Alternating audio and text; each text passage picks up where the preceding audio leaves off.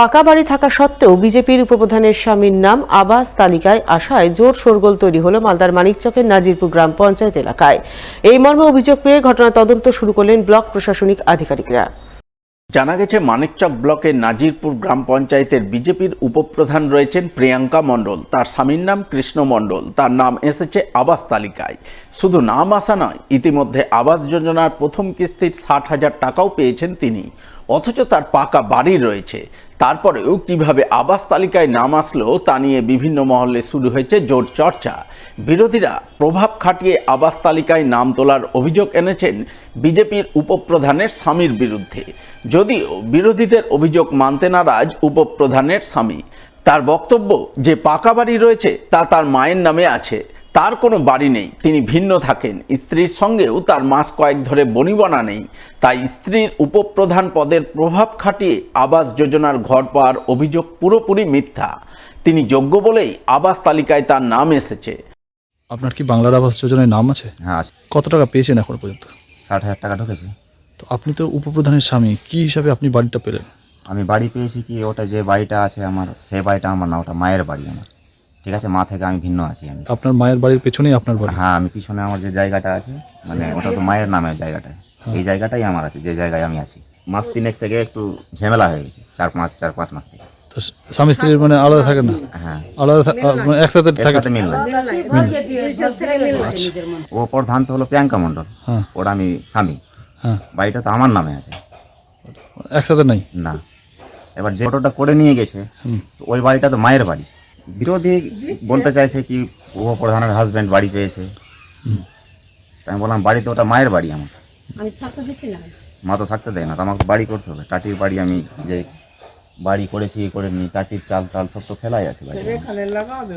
যতটা পেরেছি, যে টাকা ঢুকেছে আমার, সে টাকাটা আমি ইনভেস্ট করেছি।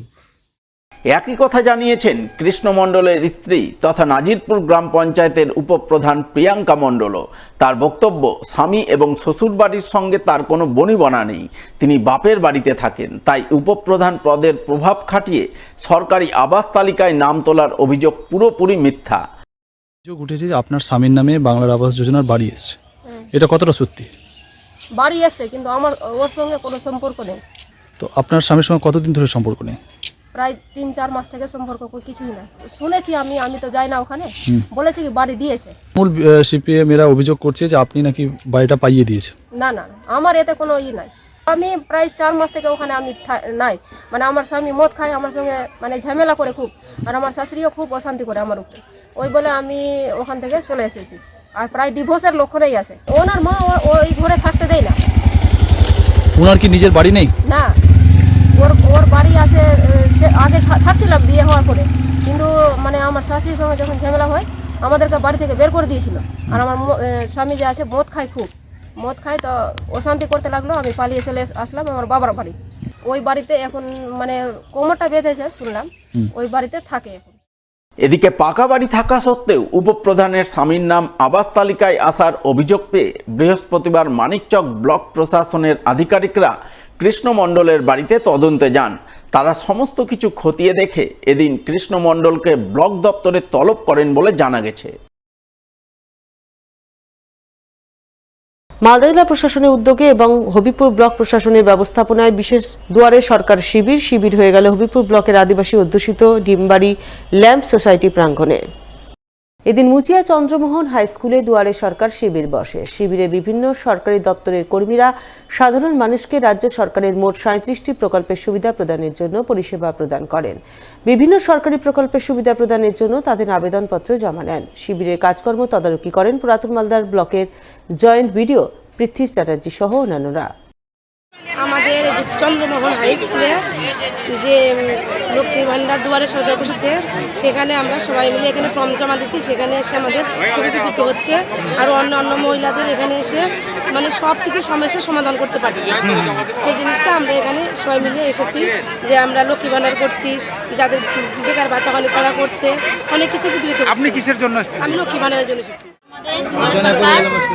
ক্যাম্প হচ্ছে শান্তিভাবেই হচ্ছে, প্রচুর মানে কাজ জমাই ছিল অনেক ভিতরে। এই ক্যাম্প হওয়ার সুবিধার্থে প্রচুর মানুষের মানে ভাতা, তারপর হচ্ছে রেশন কার্ডে সব কিছুই জমা দিয়েছে। আশা করি কিছু টাকা 37টা প্রকল্প আছে। 1948 সালের আজকের দিনে অর্থাৎ 30শে জানুয়ারি আততায়ীর নিহত হয়েছিলেন ভারতের জাতির জনক মহাত্মা গান্ধী। সেই অনুযায়ী বৃহস্পতিবার গান্ধীজির ৭৮তম প্রয়াণ দিবসে তাঁর প্রতি শ্রদ্ধাঞ্জলি নিবেদন করল ইংরেজবাজার পৌরসভা। দিনটি উপলক্ষে মালদা শহরের বৃন্দাবনী ময়দান সংলগ্ন এলাকায় গান্ধীজির পূর্ণাবয়ব মূর্তিতে মাল্যদান করে শ্রদ্ধাঞ্জলি নিবেদন করলেন পৌরসভার চেয়ারম্যান কৃষ্ণেন্দু চৌধুরী সহ অন্যান্যরা। মহাত্মা গান্ধীর আজকে তিরোধান দিবস ৭৮তম। আমরা সকলে আজকে মহাত্মা গান্ধীকে আমরা শ্রদ্ধা নিবেদন করছি। আমরা চাই মহাত্মা গান্ধী যে চিন্তাধারা, যে মার্গদর্শন দেখিয়েছিল, সেটা যদি আমরা সবাই তার পথে চলতে পারি, দেশ সমাজ সবাই ভালো থাকবে। জাতির জনক মহাত্মা গান্ধীর ৭৮তম প্রয়াণ দিবসে তার প্রতি শ্রদ্ধাঞ্জলি নিবেদনের ছবি চোখে পড়ে কালিয়াচক ১ নম্বর ব্লক তৃণমূল কার্যালয়ে। দিনটি উপলক্ষে গান্ধীজির প্রতিকৃতিতে পুষ্পার্ঘ অর্পণ করে তার প্রতি শ্রদ্ধাঞ্জলি নিবেদন করেন কালিয়াচক ১ নম্বর ব্লক তৃণমূল সভাপতি শারিউল শেখ সহ অন্যান্যরা। কালিয়াচক ১ নম্বর ব্লক তৃণমূল কংগ্রেসের পক্ষ থেকে জাতির জনক মহাত্মা গান্ধীর আজকে প্রয়াণ দিবস আমরা পালন করলাম এবং আমাদের দলনেত্রী মমতা বন্দ্যোপাধ্যায় যে এর আগে ঘোষণা করেছিলেন যে সম্মানের সহিত তাকে এই দিনটাকে পালন করতে হবে, তার কথা মতো আমরা আজকে এই দিনটাকে এবং মহাত্মা গান্ধীকে সম্মানের সহিত আমরা আজকে প্রয়াণ দিবস সবাই মিলে কালিয়াচক ১ নম্বর ব্লকের মানে অঞ্চল নেতৃত্ব, ব্লক নেতৃত্ব, মানে সর্বস্তরের মানুষ মিলে আমরা আজকে পালন করলাম।